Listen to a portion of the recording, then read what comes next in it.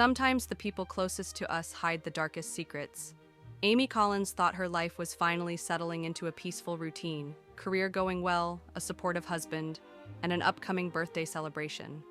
But what started with a luxury box of chocolates led to a night in the emergency room, police investigations, and a truth far more terrifying than she could have imagined.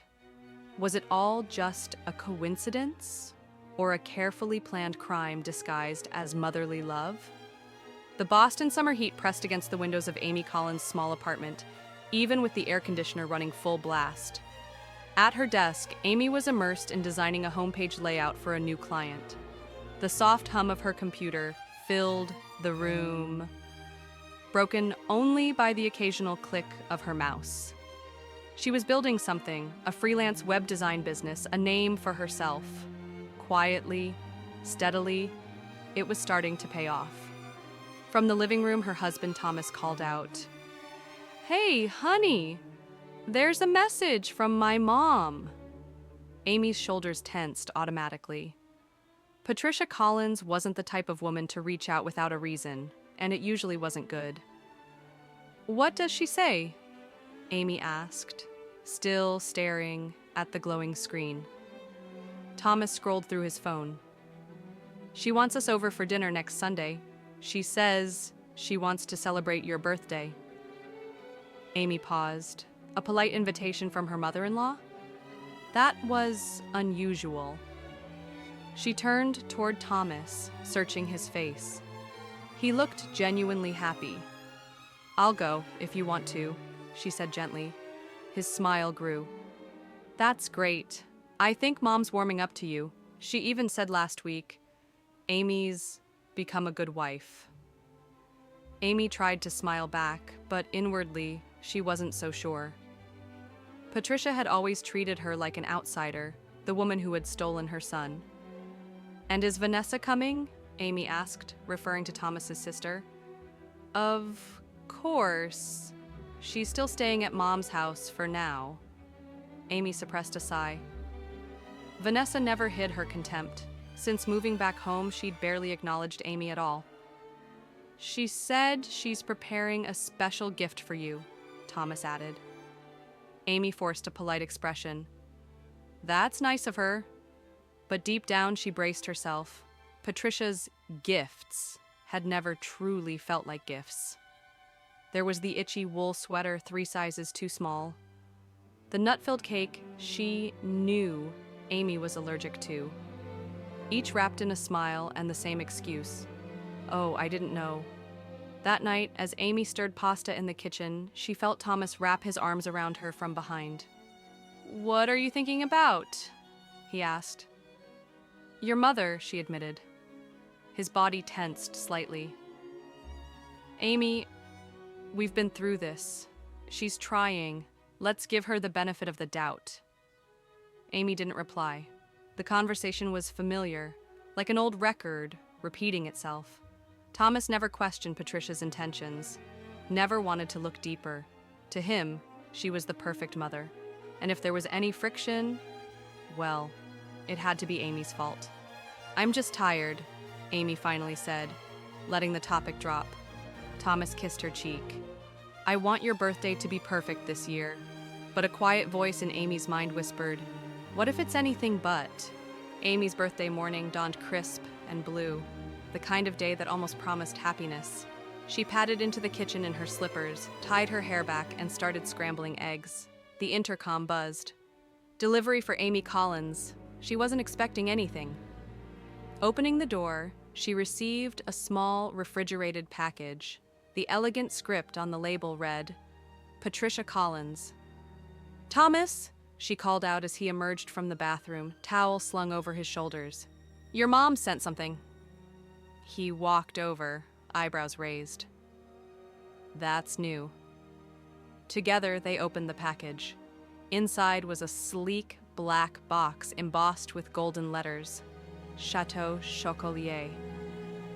Even Amy blinked at the brand. It was one of Boston's most exclusive chocolate boutiques. A box like that cost over $100. Thomas let out a low whistle. Wow, Mom's really stepping it up. Amy opened the lid slowly. Inside, a stunning assortment of truffles sat nestled in gold paper. Rich darks, glistening ganaches, delicate swirls of white and ruby chocolate. A small note was tucked inside, specially selected just for you. It was Patricia's handwriting, elegant and coldly precise. See? Thomas grinned. She's finally coming around. Amy smiled back, but her stomach knotted. This wasn't like Patricia. I'll try them later, she said, closing the box. The day passed quietly. Amy stayed busy finishing up a client project.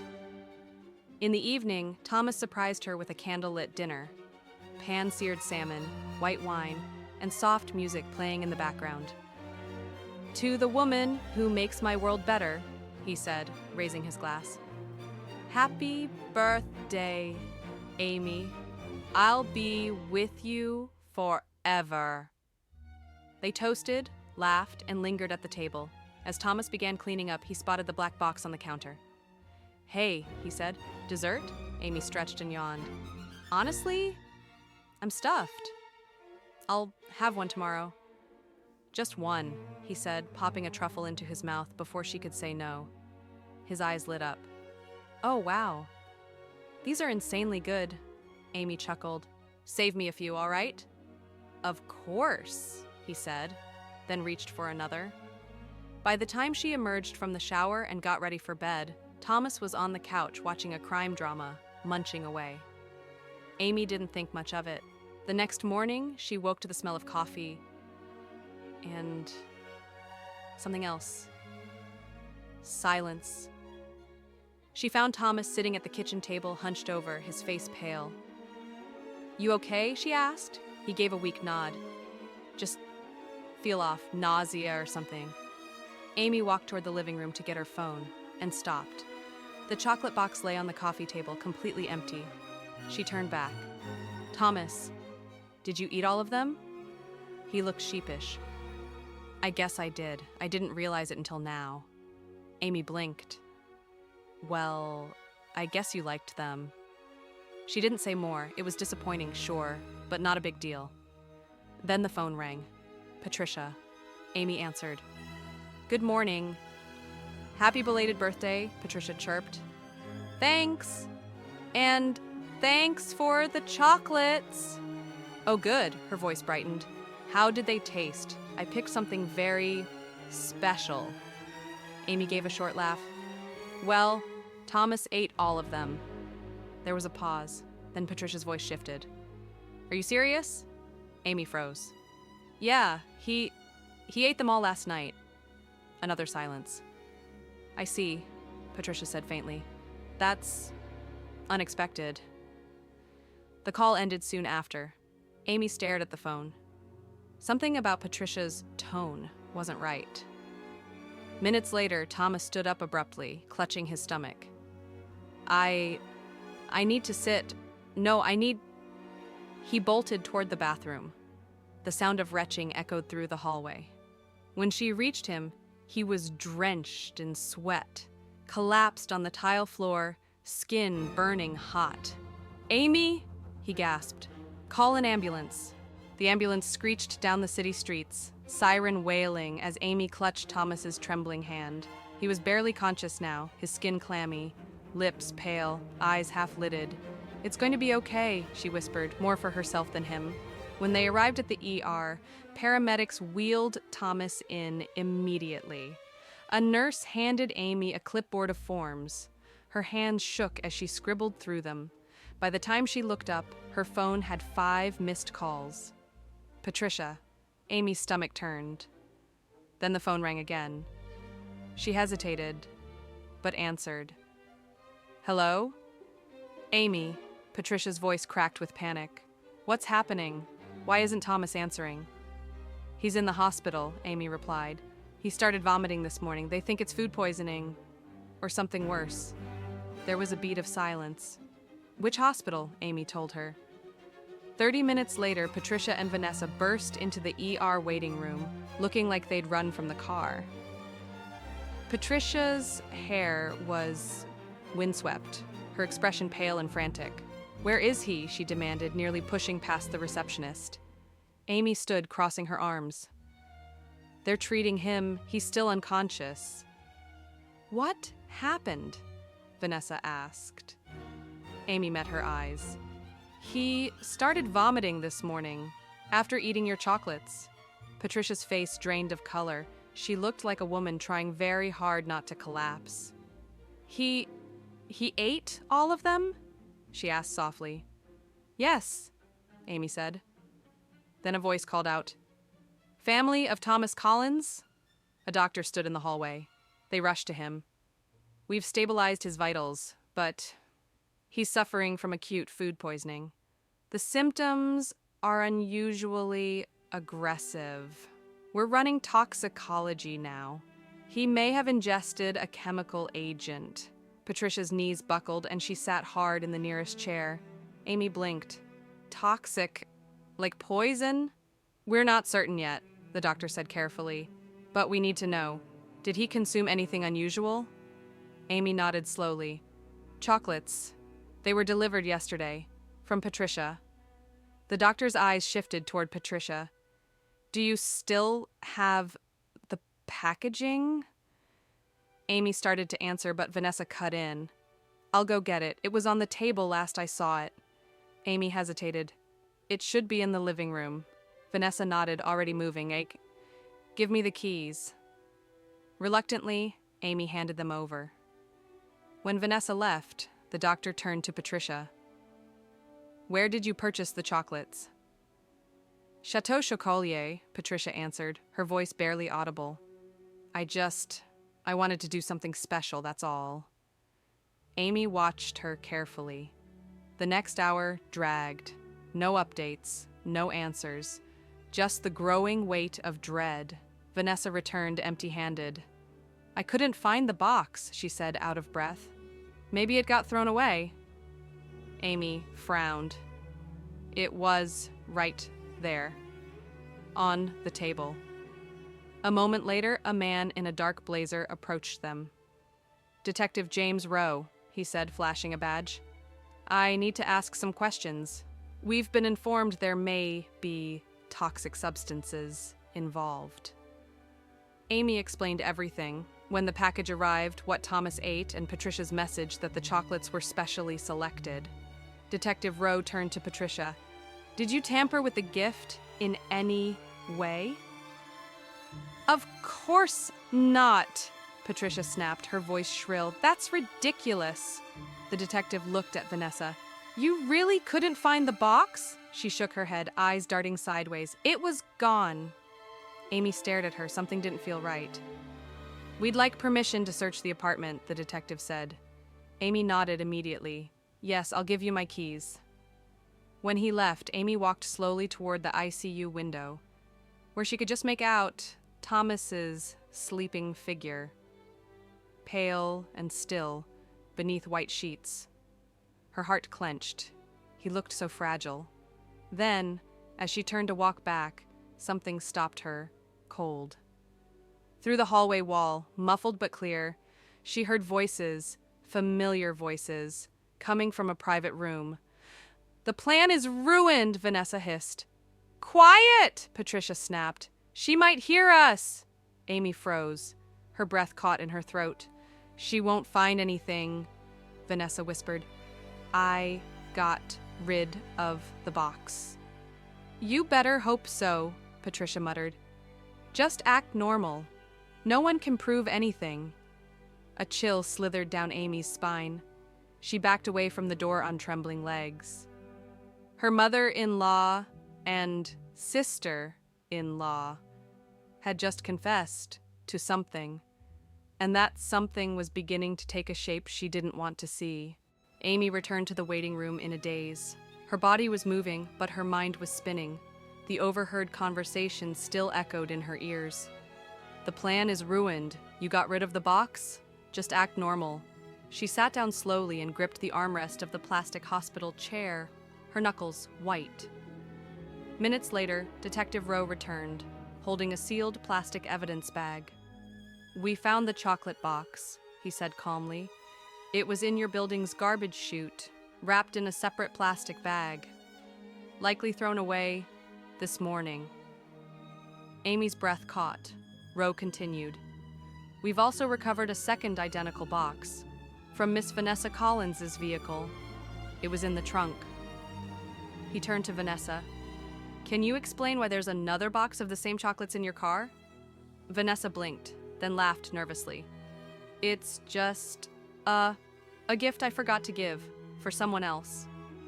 The detective's eyes narrowed. "We'll be testing both boxes. Early results from the hospital lab indicate the presence of arsenic." The air in the room turned to stone. Patricia let out a gasp and slumped forward. Vanessa tried to stand, but was met by a firm hand from a uniformed officer.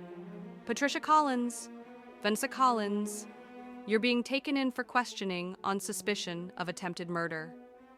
"No," Patricia whispered. "No, this isn't happening." But Amy didn't move. She just sat in the same chair, watching it unfold. She watched her husband's mother and sister be handcuffed. She watched them being led away, faces pale, eyes darting, lips trembling. And yet, she felt nothing.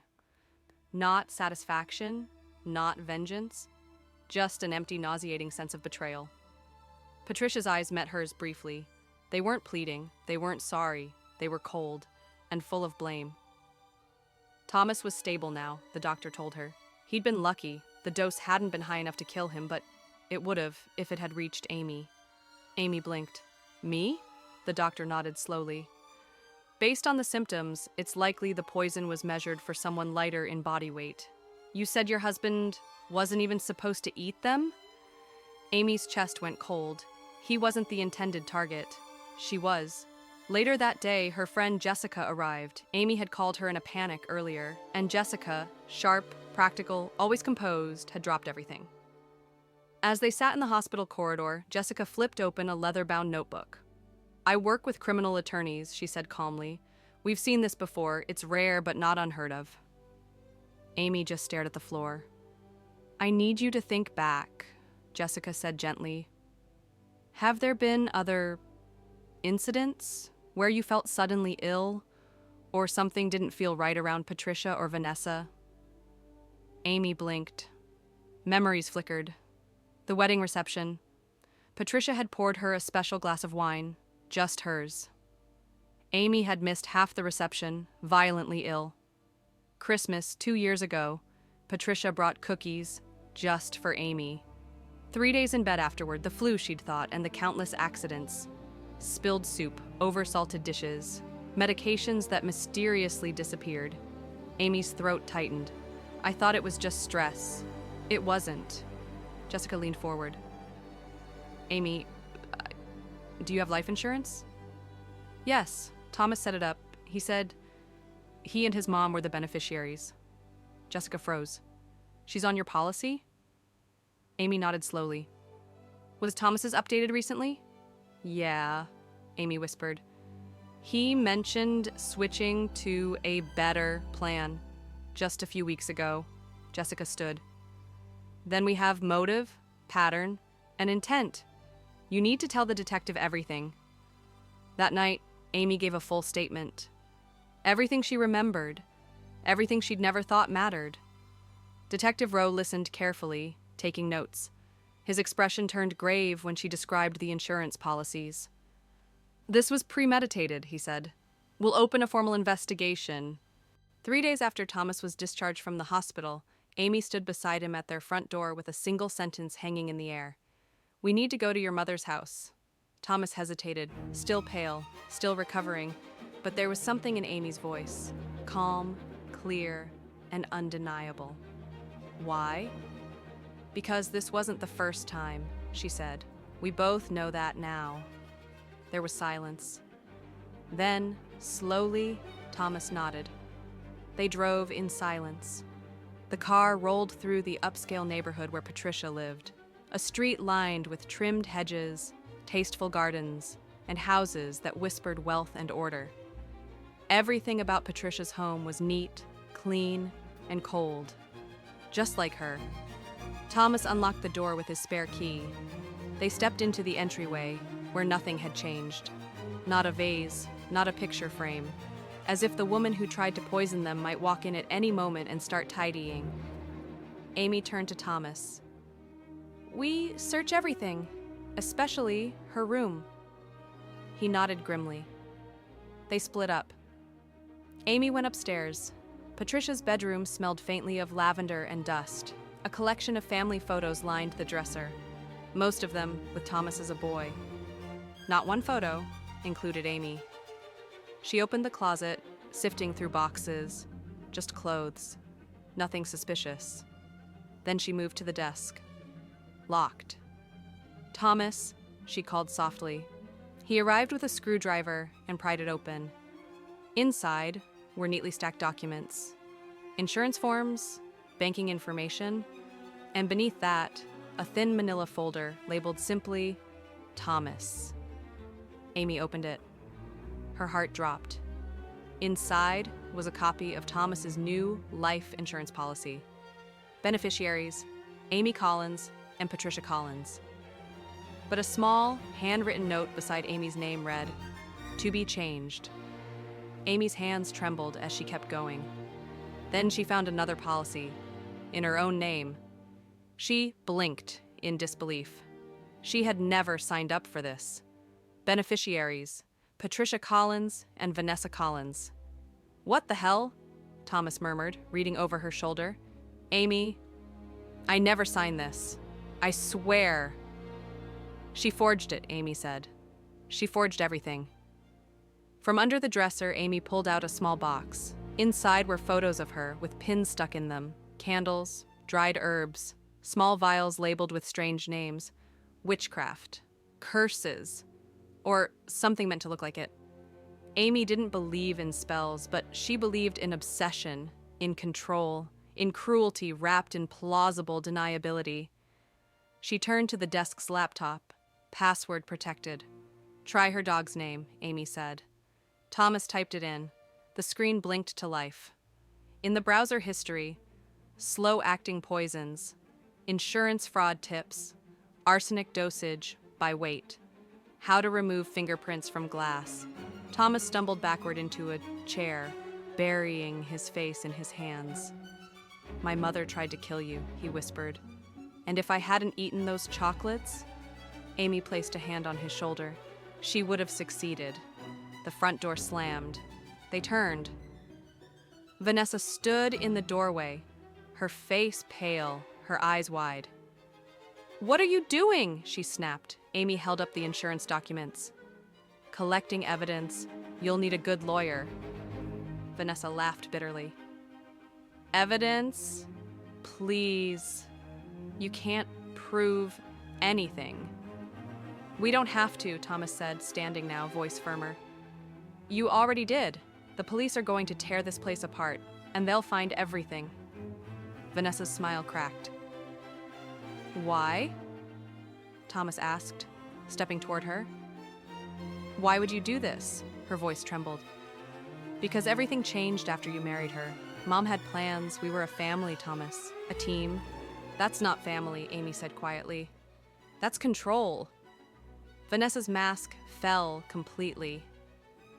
"You took him from us, and now look what you've done." Thomas stared at her, eyes full of something Amy had never seen before. Clarity. "Get out," he said. "Excuse me? Get out before I call the police again." Vanessa's face twisted. "You'll regret this." "No," Amy said, "you will." Vanessa stared at them both, then turned and stormed out. 3 days after their confrontation at Patricia's house, Thomas received a phone call that froze the air in the room. He answered quietly. When the call ended, he turned to Amy with an unreadable expression. "She confessed," he said softly, "everything." Patricia had broken during police interrogation. The evidence was overwhelming. Insurance fraud, the toxin-laced chocolates, the browser history on her laptop, and the admission of long-term resentment toward Amy. Her lawyer advised her to cooperate for a lesser sentence. "She said it was never meant to be fatal," Thomas added. Amy scoffed. "Then why the arsenic?" 3 months later, they stood together in the back row of a Boston courtroom as the final verdict was read. For the charges of attempted murder and conspiracy to commit fraud, Patricia Collins is sentenced to 5 years in prison. Amy exhaled. 5 years. It wasn't forever, but it was real, tangible, public. Patricia sat hunched in the defendant's chair, her once regal posture gone. She looked tired, small, defeated. But Amy could still see the coldness in her eyes, the refusal to fully accept blame. Vanessa, on the other hand, had taken a plea deal. 3 years of supervised probation and psychological evaluation. Her lawyer successfully argued she had acted under the influence of her domineering mother. Vanessa never looked at them once during the hearing. That night, as they packed their last boxes in the apartment, Thomas paused with his hand on the window frame. "I don't know if I'll ever stop feeling guilty," he said. "I ignored everything. I believed in her. And you?" Amy wrapped her arms around him. "You believed in the mother you wanted her to be," she said gently. "That's not a crime. But letting her keep hurting us? That would have been." They moved to a quiet suburb in Connecticut. A smaller house, fewer neighbors, more peace. Thomas found work at a local firm. Lower stress, fewer hours.